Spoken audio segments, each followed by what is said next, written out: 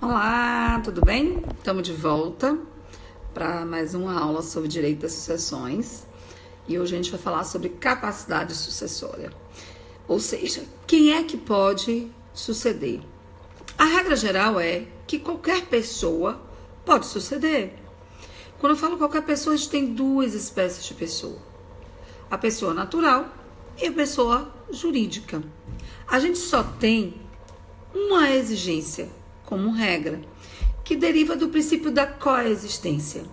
Ou seja, a regra geral é tanto a pessoa natural quanto a pessoa jurídica podem suceder, desde que existam no momento da abertura da sucessão, né?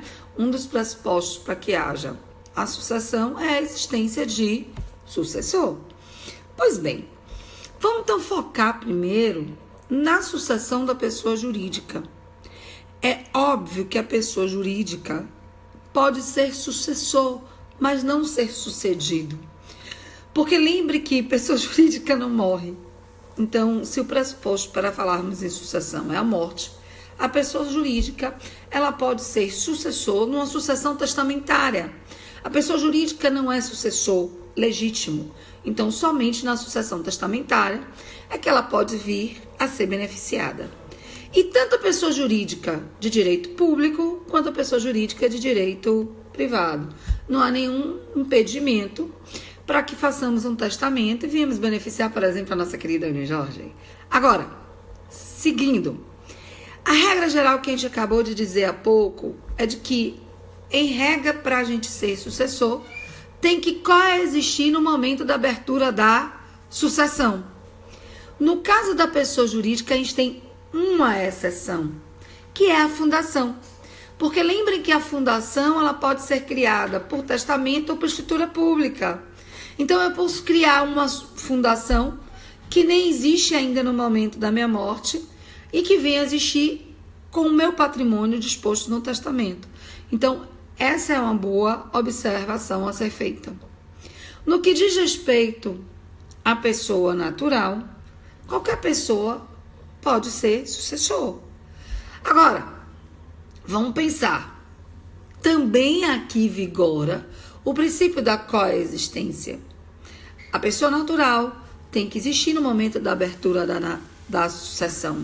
Temos 3 exceções. Primeiro, a situação do nascituro. Porque o nascituro não tem personalidade jurídica, tem uma mera expectativa de direito, mas a gente sabe que, segundo o artigo 2º do Código Civil, a gente tem que proteger a figura do nascituro desde a sua concepção. No caso do nascituro, ele já sendo concebido e ainda não tendo nascido, a gente reserva a parte da herança dele, nomeia-se um curador, que de preferência é a gestante, e esse patrimônio vai sendo administrado para garantir, caso esse nascituro venha a nascer com vida. Professora, e se ele nasce sem vida? Se ele nasce sem vida, a parte que seria disponível para ele, a gente vai repartir entre os sucessores do monte. Volta para o monte, certo? Outro detalhe é a situação da prole eventual. Mas o que seria a prole eventual? Seria a situação do autor da herança deixar, através de testamento, um patrimônio destinado ou bens destinados a filhos de pessoas vivas, mas que o filho ainda não existe. Então, por exemplo, meu irmão, Ailcinho, não tem filhos, mas não há impedimento de que eu faça um testamento para que um filho possível de meu irmão venha a ser meu legatário. Isso é possível? Sim, é possível.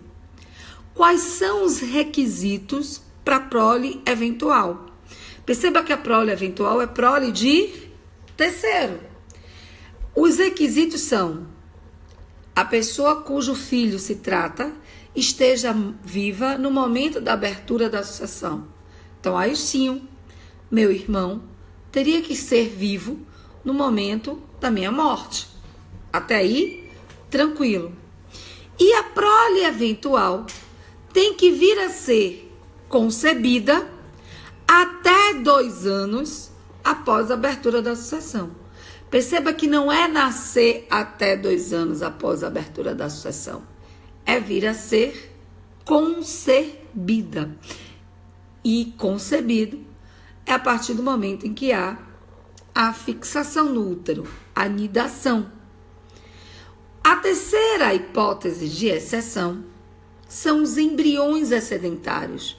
Perceba que no caso da concepção, eu não estou falando de embriões, porque embriões são aqueles que não foram ainda concebidos. No caso dos embriões, a gente tem embrião excedentário do próprio decujus. Como isso?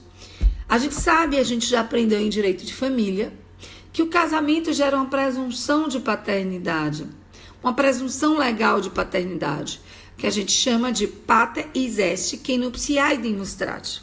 Então, as pessoas casadas geram presunção de paternidade para o marido da mulher casada.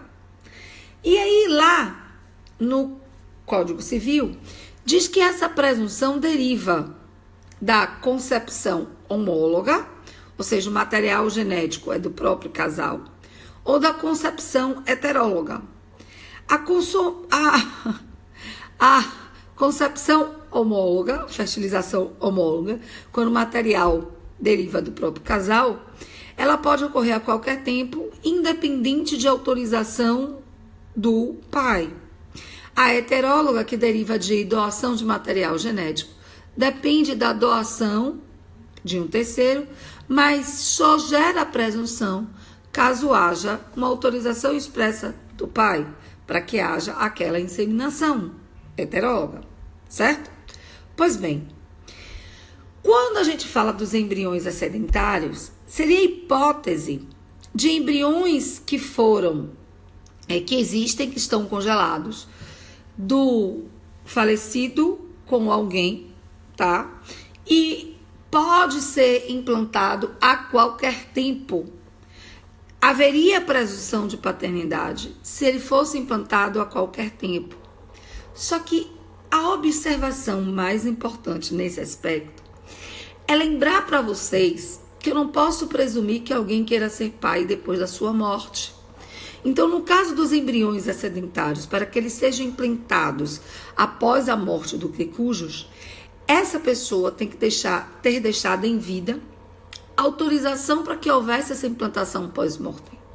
Claro que o negócio jurídico apto seria o testamento. Se não houve essa autorização prévia, não pode haver essa implantação posterior.